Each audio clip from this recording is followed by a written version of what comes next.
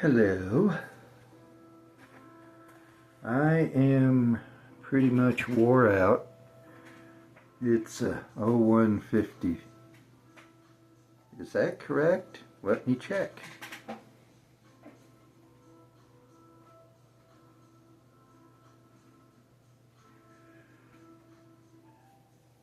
That is not correct.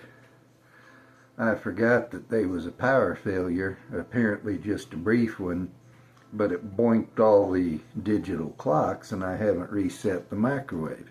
It's just after 2, it's about 0205, something like that, 0200. But for me, because of my schedule, to me it's still Friday night, the 26th. But it's actually the 27th of June 2026. And the reason I'm so wore out, Tuesday night, I was off that day. I had a horrible attack of IBS. Felt okay Wednesday. Went to bed. Got up Thursday to go to work and I wasn't feeling at all good. Had another smaller attack. Went to work today.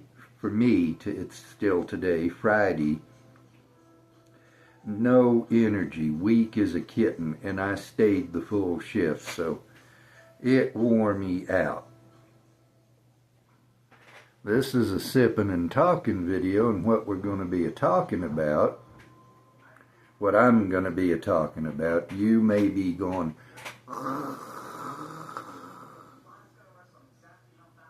or you may be screeching at me to shut my face up.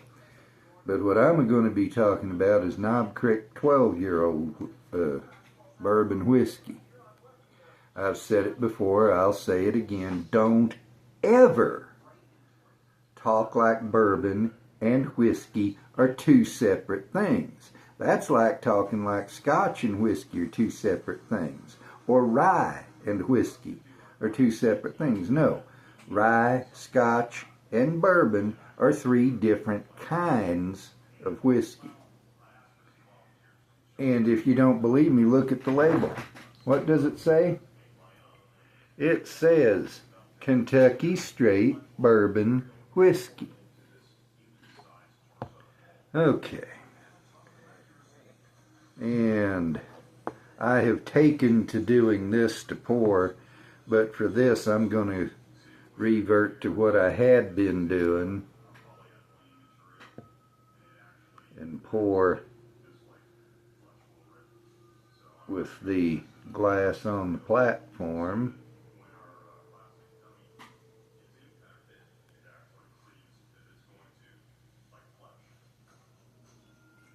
That's just about at the right spot, and so I miscalculated. I thought I had about 1 glass left in the bottle, and I was going to kill the bottle on camera. No. That's okay. I can still talk about this, and I can talk about killing bottles and whatnot, even if I don't do it right in front of your face, right before your eyes. First, let me say a little bit about Knob Creek. It comes from the Jim Beam distillery, but it ain't like Jim Beam White Label. If it was, I wouldn't be drinking it. This particular bottle, holy criminy, everything's wore off the back. I don't know how well you can see. I got this on the 13th of something of this year at Total Wine. Looks like it was $57.99. I believe that was the 13th of May? I don't know. I write on there for my own information and wind up showing it on the camera. But it rubs off. It's not permanent. if you handle it a lot. And you can see I've handled this a fair amount. Comes from Jim Beam, as I mentioned. It is a bourbon, which means it's at least 51% corn. I didn't look up the mash bill for this. And I don't mean to shuffle my work off on y'all, but for this video, the mash bill isn't part of my work. If you want to find it, you can look just as easy as I can. But it's at least 51% corn. I would figure 70-75%, that being more or less average. Got rye in there, got sprouted barley in there. Typical bourbon recipe, wheat, rye, or excuse me, corn, rye, and barley. And Knob Creek is, to my mind, the best bourbon line, vertical series, whatever term you want to call it, that they is, especially at the bottom end. The bottom of the Knob Creek series is 9 years old and 100 proof. You're not going to get that anywhere else. I do not know of any other vertical series, line, brand, whatever you want to call it, that starts at 9 years old, 100 proof, and about 35 bucks. You can't find it. There are several expressions of Knob Creek. There's the 9-year that I've mentioned. There's I don't believe they're issuing the 15-year anymore. There is an 18-year. I can't remember if it was earlier this year or in 2025, but they have issued a 21-year Knob Creek. There's a blender's edition that's, I think they come out with it last year, the first batch. And it's an interesting one. It's recognizably Knob Creek, but it isn't the Knob Creek that I'm used to. They've got a maple Knob Creek, which I don't plan to try. There's enough good flavor in good whiskey that you don't need to flavor it with something else, in my view. If you like that stuff, that's fine. It's your right and privilege. There is,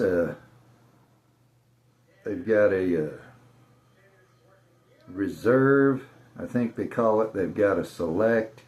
I have I'm on my 7th bottle, in fact, of a Kelly Liquors store pick that is absolutely superb. Excellent whiskey, not but about $56, I believe it is. And it is considerably better than some bourbons I've had samples of that would run you 70, 80, 90, 100 bucks. And of course there's this 12-year, 3 years older than the basic. It's the next step up. It costs 20 bucks or so more. But in the 3 years between 9 and 12, the angel share is eaten away at what's in the barrels. But they still have to recoup the cost of filling the barrel. And the angel share is what evaporates out during aging, perhaps leaks out. Barrels can develop leaks. And if you fill a barrel with 50 gallons of whiskey, by the time it's 9 years old, it might be down to 45 gallons. By the time it's 12 years old, it might be down to 40 gallons. But the cost of putting that in there remains the same. The cost does not go down as the angel share evaporates, which means there is more of that original cost that you have to get back from each gallon because you have fewer gallons. You know, if it say it costs $1 a gallon to fill a 50-gallon barrel, that's $50. I guarantee you it's more, but we'll run with that figure. If you're down to 40 gallons, it still costs you $50 to put that barrel up. But now you only have 40 gallons on which to get back your $50 and make some profit. And so that's why this is $20 more than the 9-year. This is recognizably Knob Creek. It's richer. This, by the way, is 100 proof. Knob Creek is never less than 100 proof. It has a standard caramel, brown sugar, cinnamon. There's a little bit of fruitiness in there. At least that's what I'm getting tonight. Even from a whiskey you know intimately, you might get something on any given day that you never had before and you don't ever get after. It's a very subjective thing. So many factors can impact what you get when you nose and taste a whiskey. But it's very good smelling.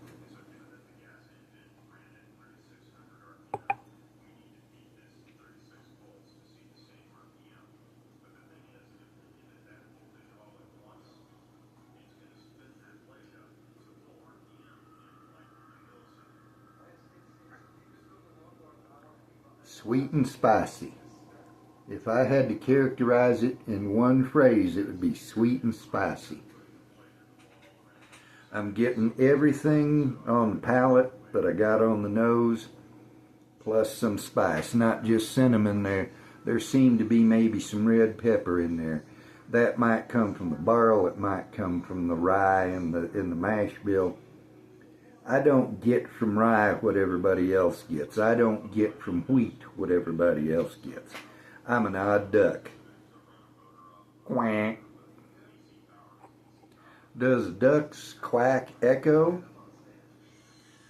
Well, think it through, people. What is any sound? Sound waves. Is a duck's quack a sound? Yes. Then it's sound waves. What do sound waves do when they hit a hard surface? They bounce. That's an echo. Mythbusters put so much fuss and bother into scientifically testing it with microphones and computer programs. All they had to do was find a place that echoes real well and take a duck there, persuade it to quack, quack, quack, quack, quack. It's a good show, but on that one they did it the hard way. If at first you don't succeed, do it the hard way. How did I get on the duck quacking and then on to Mythbusters? I couldn't tell you if you put a gun to my head. There's a scene in the Virginian. They have gone into Colonel Cyrus something, I forget the last name, his eating palace in Omaha, Nebraska. The Virginian is taking a load of cattle to Chicago and got some hands along to push them off the cars, on the cars, all that. They're in this eating palace, and the tenderfoot, whose name we never know. We never know the Virginian's name. We never know the tenderfoot's name. Tenderfoot is the narrator. He looks over the menu and decides he wants to try something. And he talks about an experience in a Western eatery where it had a menu with all sorts of highfalutin dishes on there. And the customer walks in and says, I'm going to mispronounce this, by the way. I'll have vol au vent. Proprietor runs a pistol into his ear and observes, you'll take hash. Run a pistol in my ear. I could not tell you. What was it I couldn't tell you? I can't even remember what I can't remember. But since I can't remember what I was talking about, I can talk about anything and I won't know the difference.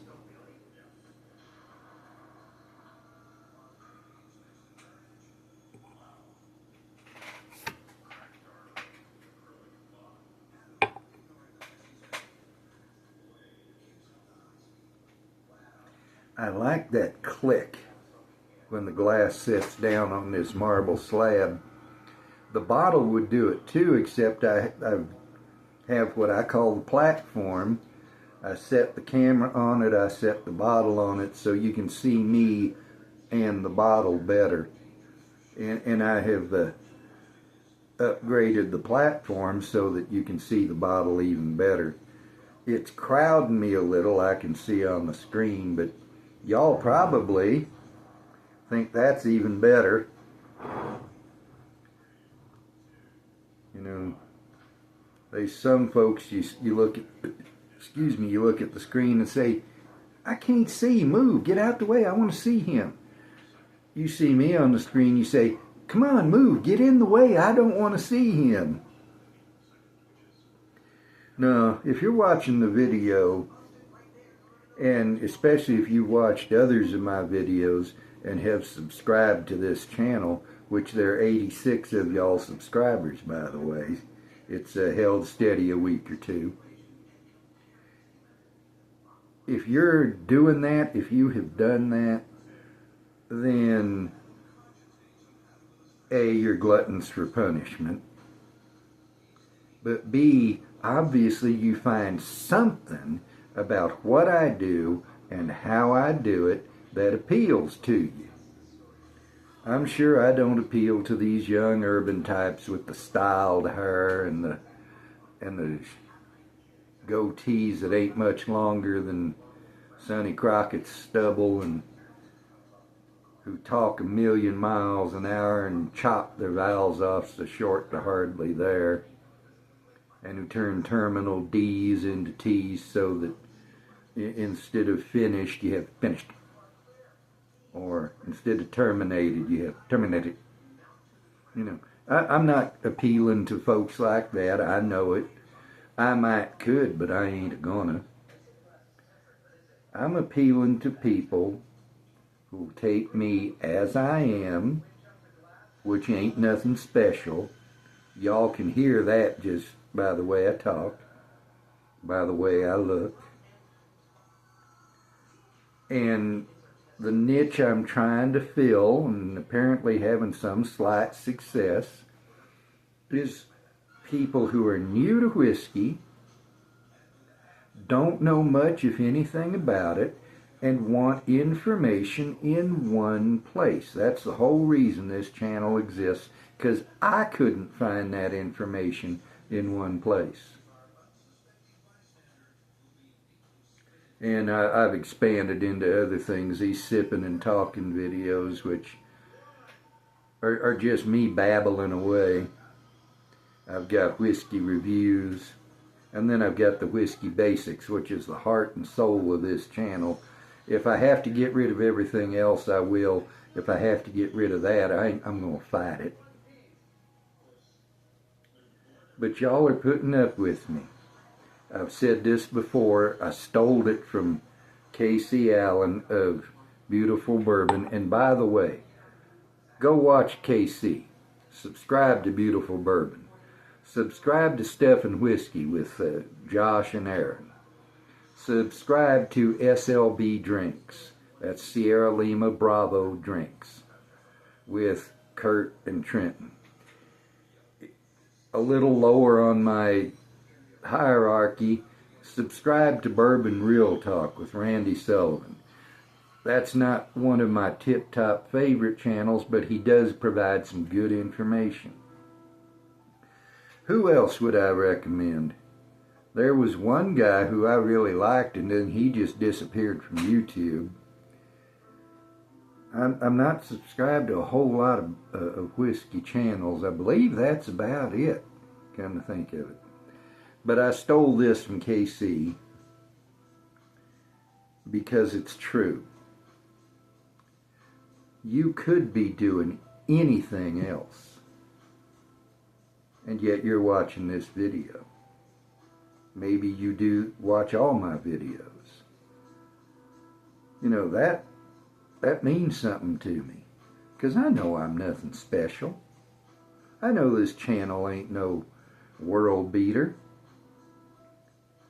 So if you're watching this, thank you. Okay, enough modeling stuff. I set that down there. I've already thanked you, so we'll do a more generic toast. Then the last video I recorded, which something went wrong with it, so it'll never see the light of day. And it was something I really wanted to put out there too. Oh well. A generic toast. Here's mud in your eye.